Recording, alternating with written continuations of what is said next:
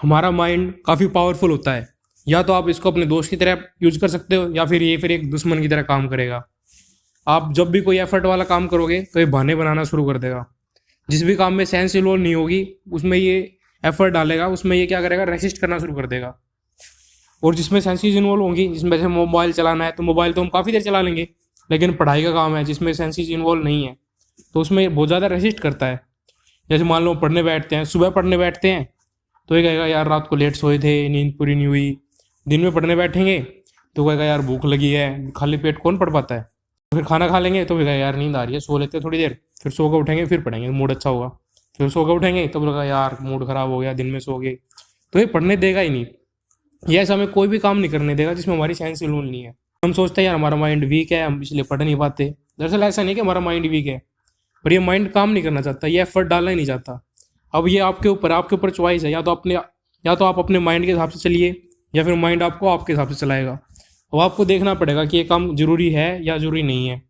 अगर जरूरी है तो काम को करिए, चाहे उसे मज़ा आ रहा हो या नहीं आ रहा हो, ये आपकी चॉइस है। अगर आपने यह सोच लिया कि यह काम करना है तो वो रास्ते अपने आप ही बनते आ जाएंगे। और अगर आपने बहाना बनाना शुरू किया तो ये माइंड आपको बहाने ही बहुत सारे बना देगा। आपको अपने माइंड से मिलना पड़ेगा, ये माइंड आपको पकड़ना पड़ेगा कि माइंड किस तरह काम कर रहा है। ये आपके दोस्त की तरह भी काम करेगा। जब आप चाहोगे भाई ये काम करना है तो वो उसके लिए भी आपको बातें बताएगा। आप चाहोगे कि भाई ये काम नहीं करना, मजे करने हैं, तो उसके लिए भी आपको तर्क देगा। काम करना चाहते हैं तो ये रास्ते दिखा देगा। अगर आप बहाना बनाना चाहेंगे तो ये बहाने ही बहुत आपको सिचवा देगा। तो आपको अब ये सोचना है कि ये माइंड भाग क्यों रहा है काम से, ये ऐसे बहाने दे क्यों रहा है।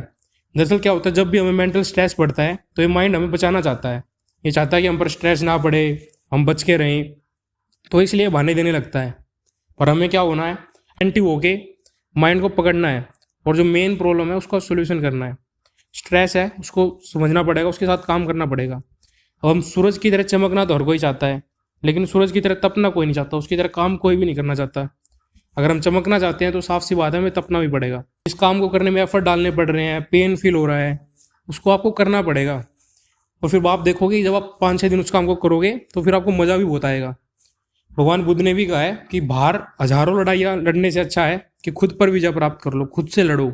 अगर तुमने खुद से लड़े, खुद से जीत लिया तो आप कोई भी काम कर सकते हो। आप खुद से जीतने का मतलब आपने अपने माइंड को जीत लिया, क्योंकि माइंड क्या होता है, चीज़ों से भाग रहा होता है और इसी को जीतना होता है। दोस्तों आप 21 दिन, कम से कम 21 दिन अपने माइंड को ट्रेन कीजिए, फिर ये माइंड आपके हिसाब से चलेगा। फिर ये माइंड आपका दुश्मन ना हो गया, आपका दोस्त बन जाएगा। आप जो भी काम करना चाहोगे फटाफट माइंड उसके लिए तर्क भी देगा, आपका एनर्जी भी देगा। कम से कम 21 दिन आपको इस माइंड के साथ थोड़ा सा रेसिस्ट करना पड़ेगा, फिर ये माइंड आपका दोस्त बन जाएगा। ऐसी और वीडियोज़ के लिए चैनल को सब्सक्राइब जरूर कीजिए and have a awesome day.